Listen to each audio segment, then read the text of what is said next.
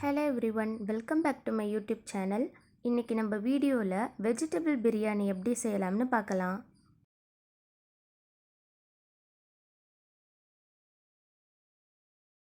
அரிசி அளந்து எடுத்துக்கலாம். நான் இன்றைக்கி 2 அழாக்கு அளவு சாப்பாடு அரிசி அளந்து எடுத்திருக்கேன்.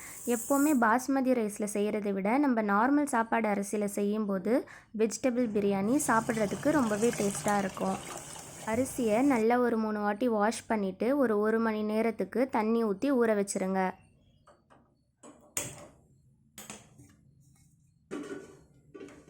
சாப்பாடு செய்கிறதுக்கு கனமான ஒரு பாத்திரமாக எடுத்து வச்சுக்கோங்க. இப்போ இதில் நம்ம கொஞ்சமாக ஆயில் சேர்த்துக்கலாம். 2 டேபிள் ஸ்பூன் அளவுக்கு நெய் சேர்த்துக்கோங்க.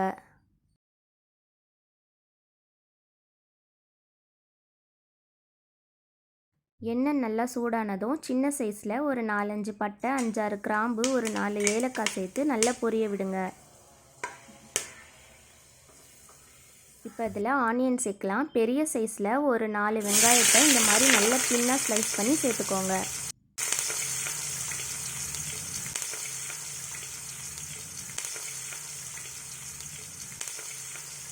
மீடியம் சைஸில் ஒரு 6 பச்சை மிளகாய் சேர்த்துட்டு நல்லா வதக்கி விடுங்க.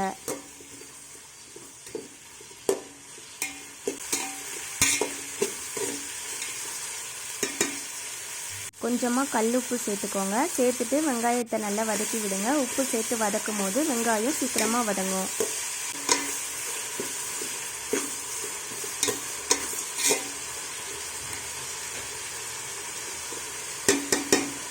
வெங்காயம் ஓரளவு நல்லா வதங்கினதும் இதில் 1 டேபிள் ஸ்பூன் அளவுக்கு இஞ்சி பூண்டு பேஸ்ட்டு சேர்த்துக்கோங்க.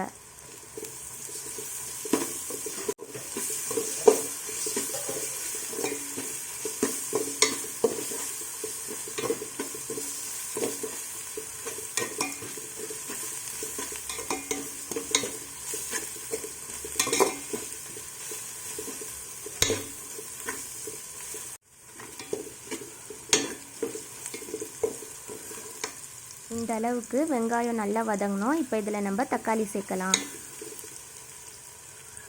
பெரிய சைஸில் ஒரு 4 தக்காளியை இந்த மாதிரி நீல வாக்கில் கட் பண்ணி சேர்த்துக்கோங்க. ஒரு கைப்பிடி அளவுக்கு புதினா கொத்தமல்லி சேர்த்துக்கலாம். சேர்த்துட்டு இது எல்லாத்தையும் நல்லா வதக்கி விட்டுக்கோங்க.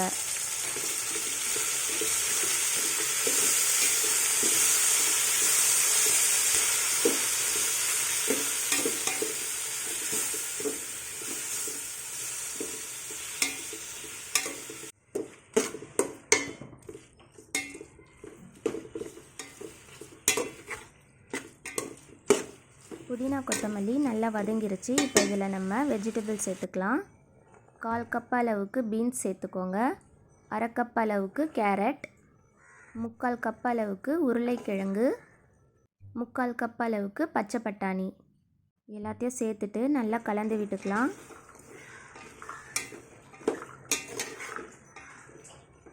இந்த மாதிரி நல்லா மிக்ஸ் பண்ண பிறகு நம்ம இதில் மசாலா சேர்க்கலாம்.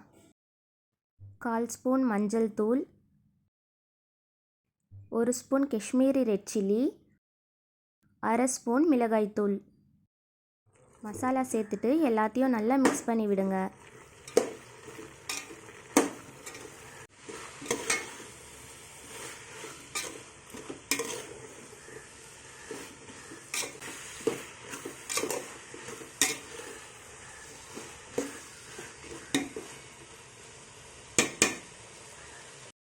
புளிப்பு இல்லாத கெட்டியான தயிராக ஒரு 3 டேபிள் ஸ்பூன் அளவுக்கு சேர்த்துக்கோங்க.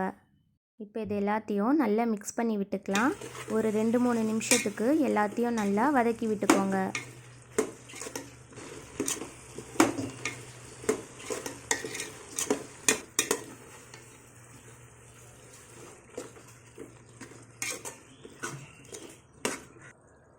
இப்போ இதில் தண்ணி சேர்க்கலாம். 1 கப் அரிசிக்கு 2 கப் அளவு தண்ணி சேர்க்கணும். நான் 2 அழாக்கு அளவு அரிசி சேர்த்துருக்கிறதுனால 4 அழாக்கு அளவு தண்ணி அளந்து சேர்த்துருக்கேன். நீங்கள் எந்த பாத்திரத்தில் அரிசி அளந்து எடுக்கிறீங்களோ அதே பாத்திரத்தில் 2 மடங்கு அளவு தண்ணி சேர்க்கணும். மீடியம் சைஸில் ஒரு லெமனை பிழிஞ்சு சேர்த்துக்கலாம். எல்லாத்தையும் நல்லா மிக்ஸ் பண்ணி விட்டுக்கலாம். மிக்ஸ் பண்ணிவிட்டு உப்பு காரம்லாம் கரெக்டாக இருக்கான்னு செக் பண்ணிக்கோங்க. உங்களுக்கு அதிகமாக தேவைப்பட்டால் நீங்கள் இன்னும் கொஞ்சம் ஆட் பண்ணிக்கலாம். இதை மூடி போட்டு ஒரு 2 நிமிஷத்துக்கு மூடி வச்சுருங்க. இது நல்லா கொதி வரணும்.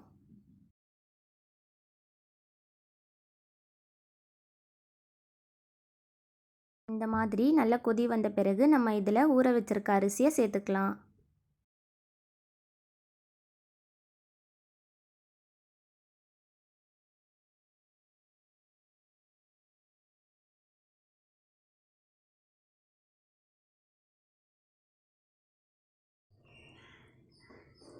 எல்லாத்தையும் ஒன்று சேர நல்லா மிக்ஸ் பண்ணி விடுங்க.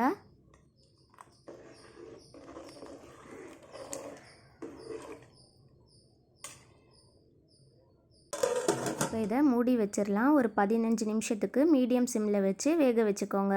பக்கத்தில் இன்னொரு பாத்திரத்தில் தம் போடுறதுக்காக தண்ணி கொதிக்க வச்சுக்கோங்க.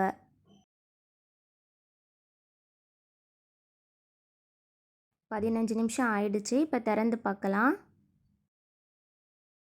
தண்ணி ஃபுல்லாக வத்திருச்சான்னு செக் பண்ணிக்கோங்க. தண்ணி வற்றின பிறகு தான் நம்ம தம் போடணும். தண்ணி ஃபுல்லாக வத்திருச்சு.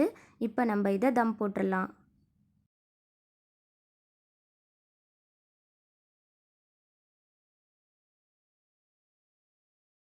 தம் போடுறதுக்கு தண்ணி ரொம்ப கொதிக்கணும்னு அவசியம் இல்லை. ஒரு கொதி வந்ததும் ஸ்டவ்வை ஆஃப் பண்ணிடுங்க. இப்போ அந்த தண்ணியை எடுத்து இந்த பாத்திரத்து மேலே வச்சுக்கலாம். ஸ்டவ் இந்த மாதிரி ஃபுல் லோ சிம்மில் வச்சு ஒரு 20 நிமிஷத்துக்கு தம் போட்டுக்கோங்க. 20 நிமிஷம் ஆயிடுச்சு. ஸ்டவ் ஆஃப் பண்ணிவிட்டு சாப்பாடு இறக்கிடலாம்.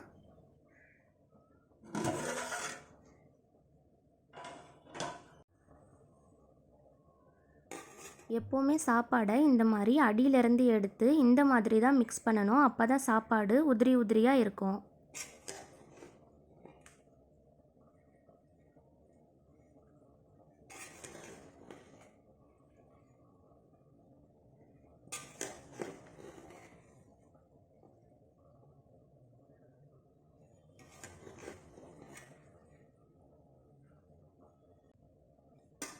கண்டிப்பாக நீங்களும் இதே மெத்தடில் ட்ரை பண்ணி பாருங்கள். சாப்பாடு கொஞ்சம் கூட குழையாமல் நல்ல உதிரி உதிரியாக சூப்பராக வரும். குக்கரில் செய்கிறத விட இந்த மெத்தடில் நீங்கள் செஞ்சு சாப்பிட்றது தான் உடம்புக்கும் ரொம்ப நல்லது.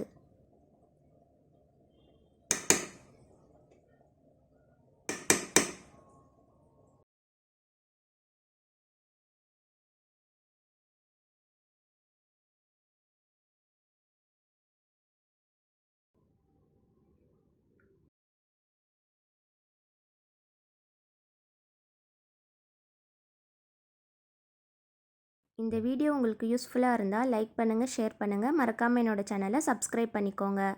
தேங்க்ஸ் ஃபார் வாட்சிங்.